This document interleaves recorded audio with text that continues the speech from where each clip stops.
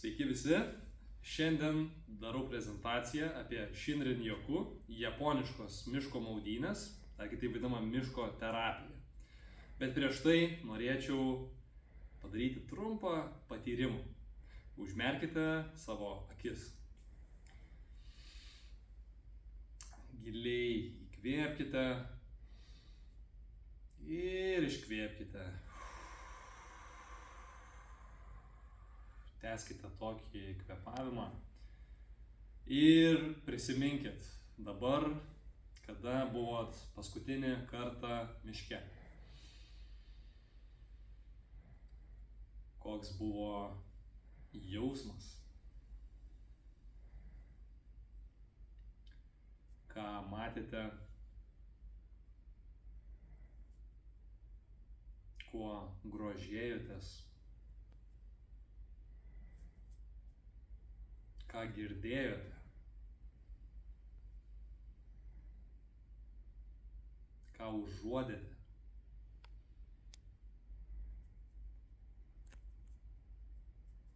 Ir išbūkit visiškai šitoje akimirkoje.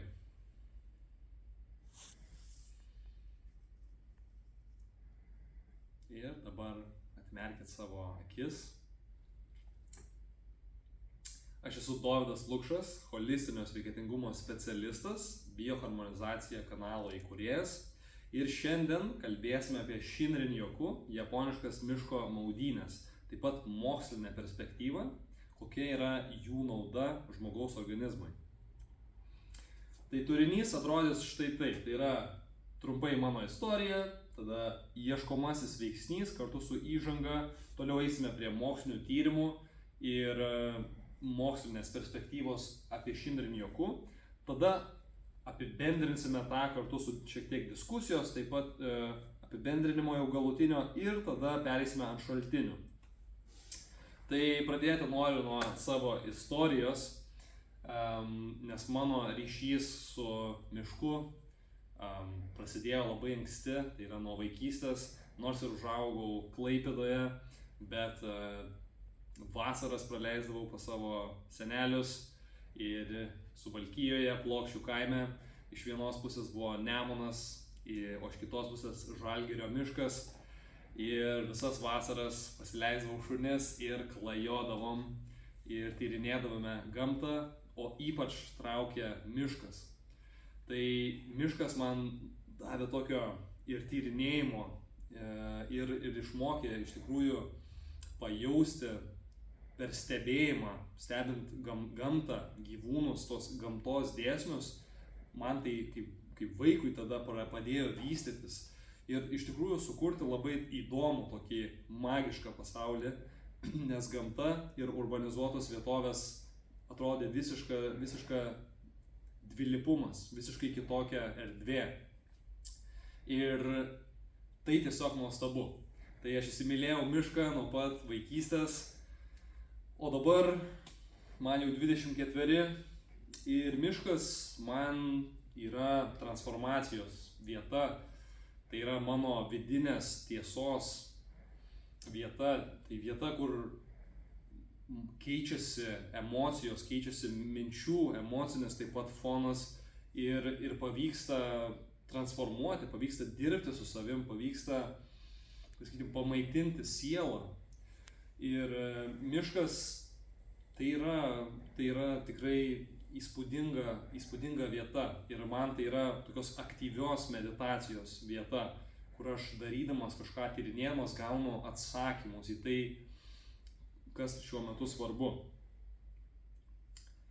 Tai tiek apie mane ir dabar norėčiau klausimą prezentacijai šitai iškelti, tai yra kokia yra Shinrin-yoku miško maudynių nauda sveikatai. Ir pradėkim gal nuo to apskritai, kas yra Shinrin-yoku. Tai pagal šitą japonišką supratimą, tai yra apskritai taikoma terapija, taikomoji gydomoji terapija Japonijoje, pagrinde nuo streso ir emocinių, mentalinių problemų, nes taip pat Japonijos žmonės daug dirba, yra susikoncentravę į produktyvumą, į našumą ir gerus rezultatus ir dažnai nuo tokių dalykų nukenčia fizinė, emocinė gerovė ir sveikata. Tai japonai sukūrė šitą sistemą, jie įvedė tam tikrą, iš esmės, 5 pojūčių sistemą į pačią terapiją. Tai apskritai reiškia Shinrin Yoku terapijos metu atstumas nueitas gali būti, tarkim, tik tais 3 km per, pavyzdžiui, 4-5 valandų laiko tarpą. Bet pats procesas vyksta labai lėtai, sąmoningai, pajaučiamas kiekvienas gamtos elementas. Ir jeigu, pavyzdžiui, pamatote gražią gėlę, tai galima tik tais užfiksuoti tą, arba net neužfiksuoti, arba galima gilintis į tos gėlės kompleksiškumą, į tą gėlės visatą, atrodo, žiūrint, priklauso kiek dėmesio skirsit. Ir tada laikas, erdvė gali dalinai ištirpti. Tai tos terapijos, jos yra lėtos, jos yra labai sąmoningos, labai dėmesingos. Ir viskas išjaučiama 5 pojūčiais. Tai yra matymu, tai yra klausa, tai yra kvapu, taip pat yra skoniu ir lytėjimu. Dabar skonis, kai kurie žmonės nesupranta, tai nėra kažkokių prisivalgyti ant magiškų grybų. Tai yra iš esmės ir maisto gamyba. Maisto gamyba būnant gamtoje. Nežinau, ar pastebėjote, būnant stovyklose ar stovyklaujant tiesiog gamtoje, atrodo bet koks maistas kažkaip yra skanesnis. Bet čia yra procesas, kad kažką bandyti susirinkti gamtoje ir kartu visiems pasigaminti iš to, ką tarkim, suranda žmonės. Tai visa šita 5 pojūčių sistema integruojama į Shinrin Yoku ir toliau papasakosiu, kokia to nauda. Tai pagal mokslinius tyrimus, pavyzdžiui, Richardsono tyrimas rodo, kad Shinrin Yoku padeda subalansuoti nervų sistemą ir antinksčių būklę. Tai yra simpatinė nervų sistema ir parasimpatinė nervų sistema. Tai yra 2 atšakos mūsų autonominės nervų sistemos ir kas vyksta, kad turi kažkoks tais balansas būti išlaikytas. Tačiau šiuolaikinėje visuomenėje simpatinė nervų sistema yra labai padidėjusi, žmonės pastoviai lekia, bėga, skuba, per daug darbų, per daug chaoso ir nėra tiesiog atpalaiduojančios būsenos. Tai čia palyginau simpatinę ir parasimpatinę nervų sistemą. Tai kai organizmas yra simpatiniai nervų sistemoje, jis jaučiasi pavojuje ir todėl išskiriami hormonai kaip kortizolis, adrenalinas ir pajaučiamos būsenos, tai yra baimės, stresas, nerimas, panikos priepuoliai, dažnai ir tokie. Ir kenčia nuo to organizmas, nuo simpatinės nervų sistemos pertekliaus. O parasimpatinė nervų sistema, jinai atvirkščiai, jinai padeda atsipalaiduoti, giliai kvėpuoti per pilvą, jinai padeda nurimti, padeda mėgautis, padeda juoktis. Tie žmonės, net ir nervų sistema įtakoja, ar galima juoktis, nes ne visi taip lengvai pasidžiaugs, galima sakyti, gyvenimu. Tai irgi priklauso nuo simpatinės nervų sistemos ir parasimpatinės nervų sistemos to balanso. Tai parasimpatinė nervų sistema taip pat yra ir džiaugsmo, tai yra to oksitocino sistema, tai kai leidžiame laiką su savo artimaisiais žmonėm, tai yra gera tokia pasimėgavimo būsena. Ir taip pat jinai svarbi mūsų organizmui iš tos pusės, kad, pavyzdžiui, virškinimas vyksta tik tais tada, kai mes ir esame užtektinai atsipalaidavę. Tai Shinrin Yoku ir streso hormonai. Antonelli tyrime buvo palygintos tos 2 grupės, tai miško grupės, miško maudynių terapijos grupė su grupė, kuri leido laiką tiesiog mieste, urbanizuotoje vietovėje. Ir kas buvo rasta, kad kortizolio lygis seilėse buvo sumažėjęs pas grupę, kuri laiką leido miško maudynių terapijoje, o ta grupė, kuri buvo mieste, jai buvo didesnis kortizolio, streso hormono kiekis. Taip pat šiame tyrime buvo kalbėta apie adrenaliną šlapime ir tai taip pat rodė, adrenalinas irgi yra streso hormonas. Tai ką labai svarbu atsiminti, kad streso hormonai ir apskritai gyvenimas ant streso hormonų pastoviai aukštų, jisai kainuoja gyvybinę energiją. Todėl bet kokios praktikos, kurios padeda sumažinti stresą, yra labai sveikos. Ir Shinrin Yoku miško maudynės yra viena iš tokių praktikų. Toliau imunitetas. Tai ši praktika padidino natūraliųjų žudikių, tai yra mūsų vienų iš imuninės sistemos ląstelių kiekius ir aktyvumą kūne. Ir tai yra labai svarbu, nes tai yra vienas iš pagrindinių mūsų, sakykime, apsaugos sistemų prieš patogenus. Ir kas įdomiausia buvo, tai kad šitas natūraliųjų žudikių ląstelių kiekis išliko padidėjęs ne tik tais iškart po 3 dienų programos, bet taip pat po 30 dienų, nes jie darė pakartotinį tyrimą, bet nebuvo dar vienos praktikos toje zonoje. Tai reziumė buvo, kad tas poveikis yra išliekamasis.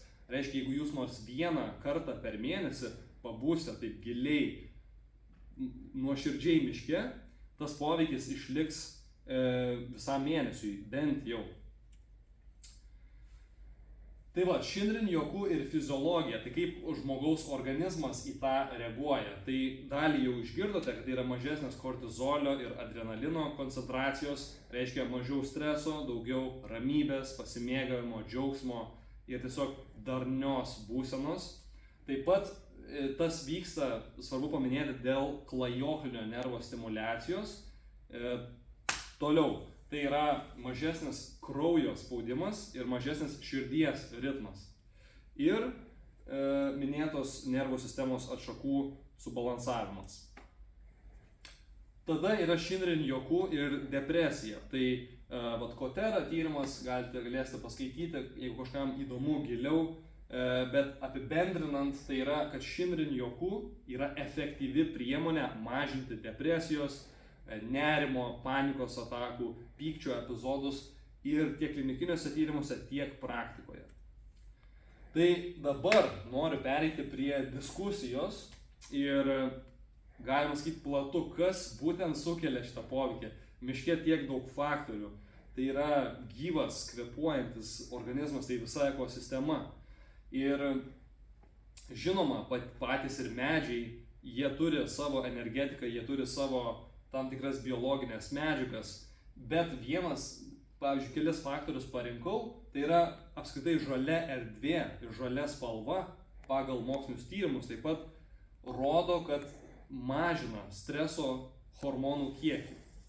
Ir taip tiesiog buvimas žalioje erdvėje padeda nusiraminti. Ir tai galima susijęti tiesiog su mūsų evoliucija, nes daug laiko praleista gamtoje. Tada įsižeminimas, tai reiškia ne tik tais, kad buvimas basomis, čia galėsiu padaryti kitą prezentaciją apie buvimą basomis, tai yra labai naudinga, bet įsižeminimas gali vykti ir per rankas. Ir šitos Shinrin Yoku miško maudynių praktikos metu tai yra liečiamas, jūs gal liečiate gėlę, jūs gal liečiate medį, gal net apsikabinate medį ir įsižeminimas jisai vyksta ir pats įsižeminimas moksliniais tyrimais taip pat mažina streso hormonų kiekį ir netgi mažina lėtinį uždegimą kūne. Na ir pabaigai tai būtų fitoncidai iš medžių, tai yra aktyvios biologinės medžiagos, primenančios eterinius aliejus, kurie medžiai išskiria, kad apsisaugoti nuo tam tikrų mikroorganizmų ar nuo kažkokių ligų. Tai galim sakyti, jų tiesiog molekulė, kuri apsaugo jų imunitetą, bet kas įdomiausia yra, kad tam tyrime, kur kalbėjau apie natūraliasias žudikės imuninės sistemos ląsteles, jos ir padidėja būtent dėl šitų fitoncidų.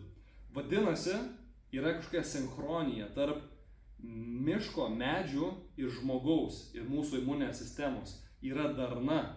Galim sakyti, medis ir palaiko iš dalies žmogaus imuninę sistemą. Tai yra labai svarbus ir labai galingas poveikis. Tai apibendrinant, noriu pasakyti, kad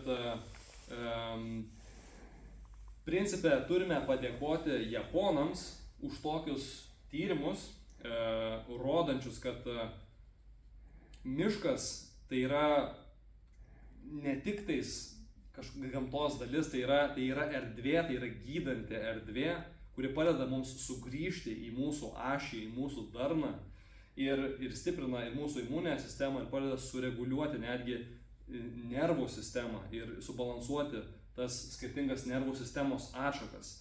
Tai Japonijoje apskritai yra atskira sritis, dabar jau miško medicina vadinama, ir galim tikrai padėkoti jiems už tokius išsamius tyrimus, bet į ką reikėtų atkreipti dėmesį, kad mes, mano bent jau nuomonė, mes lietuviai patys esam stiprus ir mūsų protėviai buvo gamtatikiai ir aš manau, kad mes taip pat turime stiprų ryšį su gamta, su mišku, su medžiais ir mano gal intencija taip pat šitos prezentacijos buvo, kad įkvėptų dažniau apsilankyti miške ir mylėti mišką, rūpintis juo, nes mes su juo sąveikaujame, mes esame draugai.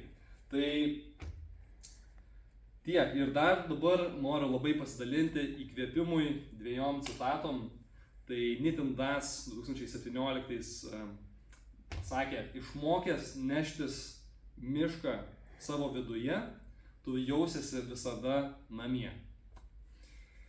Ir Džonas Miras sakė, miškan aš einu, kad atsikvėpčiau nuo minčių ir pasikalbėčiau su savo siela. Štai čia šaltiniai, jeigu kažkam būtų įdomu. Ir tikiuosi, ši prezentacija įkvėpė kitaip pažiūrėti į mišką, o gal įkvėpė jau susiplanuoti laiką, kada pasivaikščiosit miške, o gal pastovyklausit. Tai tiek, jeigu toks turinys apie holistiką, apie natūralų sveikatingumą yra įdomus, kviečiu prenumeruoti, stebėti kanalą Bioharmonizacija ir iki greito.